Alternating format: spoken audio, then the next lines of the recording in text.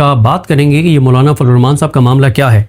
और हुकूमत ने अब से तकरीबन 24 घंटे पहले एक अहम मामले के ऊपर सरेंडर किया है और काश के ये एहसास हुकूमत बलूचिस्तान को पहले हो जाता, लेकिन ज़ाहिर है जब हुकूमतें अवाम के वोटों से ना ही हों तो उनको फिर अवाम का कोई एहसास नहीं होता, फिर ज़ाहिर है उनके इख्तियार में भी कुछ नहीं होता और वो डमी होते हैं, चाबी वाले खिलौने होते हैं। और वही बलूचिस्तान हुकूमत ने भी किरदार अदा किया।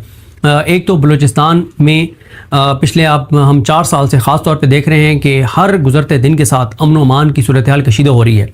और जब से रजीम चेंज हुआ उसके बाद से अगर आप दहशत गर्दी के वाक़यात देख लें और जब से ये मौजूदा हुकूमत जिसको लाया गया है, मुसल्लत किया गया है, ये आए हैं, उसके बाद से आप बलूचिस्तान के हालात देख लें तो इस वक्त हमारा जो निज़ाम है वो सिर्फ एक काम कर रहा है कि जिस तरह से बिल्ली को देख के कबूतर आंखें बंद कर लेता है और उसको लगता है मैं बच जाऊंगा, तो हमारा निज़ाम सिर्फ यही कर रहा है। दूसरा, हमारे निज़ाम के पास हल ये है कि कोई भी मामला हो उसको हल करने का एक ही तरीका है कि मेन स्ट्रीम मीडिया से उसका जिक्र आउट करवा दो, सोशल मीडिया पर इतनी सख्ती कर दो कि कोई उस पर आज़ादाना बात ना कर सके। और साथ ही तीसरा जो है वो कुछ डिजिटल मीडिया के प्रोजेक्ट्स के ज़रिए जो है वो एक नैरेटिव इस तरह का आप बना दें जो हकीकत पे मबनी ना हो, तो उनको लगता है कि सब चीज़ें सेट हो गई हैं। ऐसा नहीं है, हर गुजरते दिन के साथ चीज़ें ख़राब हो रही हैं और हाथ से निकलती चली जा रही हैं। एक हकीकत का एतराफ़ करना चाहिए मुझे, ये मैं रिजवान गलज़ई साहब के साथ इंटरव्यू में भी ये बात कह चुका हूँ और मुझे बलूचिस्तान से एक नौजवान ने कॉल की थी और मैं रिजवान साहब के व्लॉग में यही बात उनके साथ इंटरव्यू में की थी कि बलूचिस्तान के नौजवान ने मुझे कहा कि आप लोग बड़ी बड़ी बातें करते हैं कि मज़ामत होनी चाहिए, निकलना चाहिए। उन्होंने कहा कि मुझे बताएं कि हम अपने जवानों की, पुलिस के शहीदों की, उनके जो है वो उनकी डेड बॉडीज़, उनकी मैयतें हम रख के 7 दिन तक बैठे रहे। उन्होंने कहा बताएं पूरे पाकिस्तान से कितने लोग अपने अपने शहरों में हमारे लिए निकले, कितने लोगों ने अपने सोशल मीडिया पे बात की, कितने लोगों ने इसको इशू बनाया। इसमें कोई शक नहीं है कि डिजिटल मीडिया के ऊपर हमारे वो दोस्त जो बाहर बैठे हैं उन्होंने भरपूर बात की बलूचिस्तान पर, उनको 100 में से 100 नंबर हैं। इसी तरह से पीटीआई के जो सोशल मीडिया के एक्टिव अकाउंट्स हैं 15-20, उन्होंने भरपूर बात की, इसमें कोई शक नहीं है। लेकिन 8 करोड़ फेसबुक अकाउंट्स हैं पाकिस्तान में, लाखों जो है वो ट्विटर अकाउंट्स हैं, इंस्टा के ऊपर आप देख लें, टिकटॉक के ऊपर आप देख लें। मुझे बताएं कि हम पाकिस्तान के लोग कहते तो हैं कि मज़ामत होनी चाहिए, लेकिन कितने लोगों ने बलूचिस्तान के इस धरने को अपने अपने प्लेटफॉर्म के ऊपर कवरेज दिया। इतना एक जुमला क्या उन्होंने लिखा कि यार बलूचिस्तान में जो ज़ियारत के शोहदा के वर्सा बैठे उनकी आवाज़ सुनो, इस पर तो कोई पीका नहीं लगना, इसके ऊपर तो कोई, लेकिन खौफ इतना ज़्यादा बन गया है कि लोगों को लगता है कि हम बलूचिस्तान के हवाले, बलूचिस्तान का लफ्ज़ भी लिखेंगे तो हमें उठा लिया जाएगा। तो फिर लोग इनकलाब की बातें तो ना करें ना, जब हमारी इस वक्त हालत ये है कि हम बलूचिस्तान के मजलूम जो वहाँ पर बैठे थे उनके लिए एक जुमला नहीं लिख सकते और बातें हम करते हैं मज़ामत की। और हम कहते हैं जी पीटीआई डी चौकी कॉल दे, इमरान खान डी चौकी कॉल दे, सोहेल आफरीदी डी चौकी कॉल दे, अचकज़ई साहब डी चौकी कॉल दें।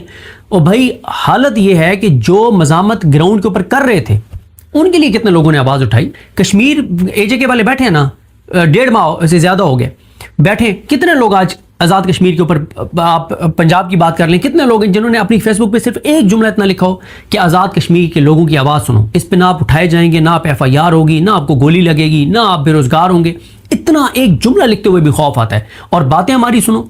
इसलिए मैं आपको कहता होता हूँ कि हम सबका, मुझ समेत हम सबका जो इस वक्त मिजाज है वो इस तरह का है कि हम कहते हैं कि KP वाले निकलें, हज़ारा वाले निकलें, पश्तून निकलें, वो निकल के गोलियां खाएं और गोलियां मारें, ये हमारी ख्वाहिश है। और वो निकलें, गोलियां खाएं, गोलियां मारें, इस हुकूमत को गिराएं और हम सब की ज़िंदगियों में चैन और सुकून आ जाए। ऐसे नहीं हुआ करता। KP तो निकल आएगा, असल मसला तो पंजाब का है। मुझे बताएं कि अलीमा खानम साहिबा ने 2 हफ्ते पहले ये ऐलान किया कि अब अडियाला आपने नहीं आना, अब आपने अपने अपने शहरों में स्ट्रीट मूवमेंट करनी है और डोर टू डोर कैंपेन करनी है। आप पंजाब में बताएं एक जगह के ऊपर भी आपको कोई MNA MP टिकट होल्डर नजर आया है जो एक्टिव हो। KP में तो जुनैद अकबर साहब और सोहेल आफरीदी साहब कहते हैं कि भाई हम तो तैयार हैं, जब आप कहेंगे हम निकलने के लिए तैयार हैं। लेकिन पंजाब की सूरत हाल आप देख लें तो ये बड़ी एक अफसोसनाक सूरत हाल है। लेकिन बलूचिस्तान में क्रेडिट जाता है महमूद खान अचकज़ई साहब हों, जमीयत उलमा इस्लाम हो, अख्तर जान मेंगल साहब हों, असगर अचकज़ई साहब हों, मोहसिन दावर साहब हों, अल्लामा राजा नासिर अब्बास साहब हों, अखुंज़ादा हुसैन साहब हों, जिस तरह से ये सब वहाँ पर मौजूद रहे, जैसे ये इनमें से कुछ लोग वहाँ पर गए, उनके लोग बैठ रहे, उनका साथ दिया और बिल आखिर हुकूमत को सरेंडर करना पड़ गया है। मैं बिलाल गौरी साहब का एक ट्वीट पढ़ रहा था और उन्होंने बड़ी अच्छी बात लिखी। ये अब आप 8 रुकनी मुआहिदा जल्दी जल्दी सुन लें। फिर आप मुझे बताएं कि इसमें से क्या बात गलत थी? क्या ये पहले दिन नहीं माना जा सकता था कि उनको 8 दिन से ज़्यादा उनको अपनी डेड बॉडीज़ जवानों की रख के उनको बैठना पड़ा? वो डेड बॉडीज़ जो पहले ही अल्लाह ताला रहम करे जिस वो सिचुएशन में थी, उनकी फैमिलीज़ ने जो कुछ बताया। इसमें जो मुआहदा है वो 8 नुकाती है। पहला ये है कि जुडिशल कमीशन की तश्कील के लिए हुकूमत बलूचिस्तान हाई कोर्ट को मुतलका TORs के मुताबिक आज ही मुरासला जारी करेगी कि वो जुडिशल इंक्वायरी करे। जुडिशल इंक्वायरी से आपको पता है क्या निकलना है, लेकिन ये काविश अच्छी है कि कम से कम तारीख में तो लिखा जाएगा ना कि उस वक्त की बलूचिस्तान हाई कोर्ट को एक TOR के लिए ख़त लिखा गया था। वो कुछ ना करें, तारीख तो बन रही है। दूसरा यह है कि हुकूमत बलूचिस्तान तमाम जो पूरे सूबे में जो दहशतगर्दी के वाक़यात से जो अज़ला मुतासर हैं, ख़ास तौर पे ज़ियारत, मंगला और शाबान, जो इलाके भी हरनाई, खोस्त, किला अब्दुल्ला, क्वेटा, पूरे बलूचिस्तान में हुकूमत बलूचिस्तान दहशतगर्दों, भत्ताखोरों, मुसल्लह ग्रुप्स और जराइम पेशा अनासर के खिलाफ सख्त इकदाम करते हुए उन्हें ख़त्म करेगी। इस सिलसिले में वज़ीर आला की सरबराही में अमन अमान के हवाले से तमाम स्टेक होल्डर्स, सिक्योरिटी इदारों के सरबराहान, पोलिटिकल पार्टीज, शुदा के लवाकिन के साथ अगले हफ्ते इन कैमरा इजलास जो है वो मुनक्किद किया जाएगा। बहुत ज़बरदस्त, बिल्कुल ठीक है, बिठाएं उनको, बताएं आप क्या कर रहे हैं, उनकी सुने। बल्कि ये मुस्तकिल कमेटी होनी चाहिए जहां पे असल स्टेक होल्डर्स बैठे हों, क्योंकि हुकूमत तो फॉर्म 47 की है। असल स्टेक होल्डर्स तो ये हैं जिनके मैंने आपको नाम लिए हैं, जो अचकज़ई साहब समेत ये सारे, PTI, अख्तर जान मेंगल, ये सारे बशमुल मारंग बलोच, असल तो बलूचिस्तान के स्टेक होल्डर्स ये हैं। असल वो ये हुकूमत तो अवाम की नुमाइंदा हुकूमत नहीं है बलूचिस्तान में। अगला जो लेवीज फोर्स का पुलिस पे इंजमाम पर नज़रसानी और गौर व खौज के लिए असम्बली के पार्लिमानी पार्टीज़ बशमूल वो पार्टियाँ जिनकी असम्बली में नुमाइंदगी नहीं है, PK map, PK nap, BNP, Jamiat Ulama इस्लाम नज़रियाती, PTI, NDM के रहनुमाओं पर मुश्तमिल ऑल पार्टीज़ कॉन्फ्रेंस 15 दिन के अंदर तलब की जाएगी। अगर कॉन्फ्रेंस में इत्तफाक राय ना हो सका तो इस सूरत में असम्बली के अंदर राय शुमारी की जाएगी। अगला पॉइंट, बलूचिस्तान के तमाम शहरी इलाकों में अमन अमान को यकीनी बनाने और बदतदरीज जिम्मेदारियाँ सौंपने के लिए पुलिस के इस्तेदाद कार को बढ़ाया जाएगा। 5वां पॉइंट, ज़िला ज़ियारत और ख़ास तौर पर आगे जो मखसूस उनके इलाकों के नाम लिखे गए हैं कि उनसे मुल्का इलाकों में ज़मीनों से मुतल्लिका वज़ीर रेवेन्यू की सरबराही में एक कमेटी तश्कील दी जाएगी, जिसमें तमाम मुतल्लिका सरकारी अफसरान और इलाके के जो हैं वो पट्टादारान और मालकान के 5 मेंबरान कमेटी का हिस्सा होंगे, जो कि मुतल्लिका इलाकों की ज़मीनों के सेटलमेंट के हवाले से जो भी फैसले होंगे वो करेंगे। अगला पॉइंट बहुत अहम है, ये अब इसके लिए भी शोहदा को अपने शहीदों की डेड बॉडीज रख के बैठना पड़ा। ये तो वो पॉइंट है जो इस मायदे में होना ही नहीं चाहिए था, ये तो वैसे ही होना चाहिए था, लेकिन ये इस मुआहदे में लिखना ये बताता है कि ये चीज़ नहीं थी बलूचिस्तान में। वो है कि तमाम शोधा बशमूल सिविलियन शोधा के लवाहिकीन को मरवजा पॉलिसी के तहत शहीद डिक्लेयर किया जाएगा और उनके लवाहिकीन और बच्चों की कफालत और तालीम हुकूमती पॉलिसी के ऐन मुताबिक की जाएगी और मुआवजा मरवजा जो पॉलिसी है उसके तहत दिया जाएगा। याद रहे कि शोधा पैकेज में मुआवजा भी होता है, प्लाट भी होता है, बच्चों की तालीम और कफालत भी होती है, शहीद कोटे में भर्ती भी होती है और शहीद की तनख्वाह में 60 साल की उम्र तक जो है वो जारी रहेगी। जिस उम्र में वो शहीद हुआ है 60 साल तक वो तनख्वाह उसकी फैमिली को मिलती रहेगी। ये तो लिखना ही नहीं चाहिए था, ये तो वैसे ही आपको करना चाहिए था। ये इस मुआहदे में आपने क्यों लिखा है? इसका मतलब ये चीज़ें नहीं हो रही थी। अच्छा, फिर उसके बाद शोधा के नाम मुख्तलिफ सरकारी इमारतों और कोयला फाटक चौक को शोधाए ज़ियारत चौक से मंसूब किया जाएगा। इस मुआहदे पर दोनों फ्रीकैन मुतफिक हैं और धरने का खात्मा और शोधा की तदफीन की जाएगी। आज जो है वो तदफीन हो गई है और उस तदफीन में जनाजे में जो है वो महमूद हसन अचकज़ई साहब और दीगर पॉलिटिकल लीडर्स जो हैं वो शामिल हुए हैं, लेकिन मुझे बहरहाल सरफराज भुट्टी साहब वहाँ पे नज़र नहीं आए। अब आते हैं दूसरा मामला बहुत अहम है, वो है मौलाना फजल रहमान साहब का मामला। क्या है, जल्दी जल्दी इस पर बात करेंगे। देखें, बात यह है कि एक तो लड़ाई में शिद्दत आ रही है। अभी असलम गौरी साहब ने जो बयान दिया है उस बयान से लगता है कि चीज़ें ठीक नहीं हो रही, ख़राब हो रही हैं। और फिर आज यानी बरोज़ इतवार मौलाना फजल रहमान साहब जो हैं वो आज वकला कन्वेंशन से खिताब भी कर रहे हैं। इसमें जो अभी असलम गौरी साहब ने बयान जारी किया उसमें उन्होंने कहा है कि मस्तोंग में आबादियों पर सिक्योरिटी इदारों की फायरिंग अफसोसनाक है। मासूम जानों, मसाजिद और मदारिस पर जुल्म सितम अवाम में इदारों के खिलाफ नफरत का सबब बनती है कि पूरे पाकिस्तान को क्या, पूरे ओवरसीज़ पाकिस्तानियों को, पूरी दुनिया में कोई जहाँ पे भी ओवरसीज़ पाकिस्तानी बैठा है जो सोशल मीडिया इस्तेमाल कर रहा है उसको पता है। क्या आप यानी मेरा आपसे सवाल है कि अब आपको ये नहीं पता होगा कि GB में हल्के कितने हैं। मैं आपसे ये पूछता हूँ कि कोई मुझे 3 उम्मीदवारों के आप नाम बता दें, मैं पूरे वसूख से कहता हूं कि अगर ये वीडियो 30,000 लोग देख रहे हैं तो शायद 100 लोग भी ऐसे नहीं होंगे जिनको 3 उम्मीदवारों के नाम आते हैं जीबी के रहने वालों के अलावा। अब आपको पूरी दुनिया में जहां भी आप बैठे हैं या पाकिस्तान के जिस भी आप इलाके में या जिस भी सूबे में बैठे हैं, आपको ये तो नहीं पता कि कौन उम्मीदवार है वहां पे इमरान खान का, उसका निशान क्या है, क्योंकि निशान भी छीन लिया। लेकिन आपको ये जरूर पता है कि इमरान खान ये इलेक्शन जीत गया है। आपको ये जरूर पता है कि जीबी के अंदर वोट इमरान खान के नाम पे पड़ेगा।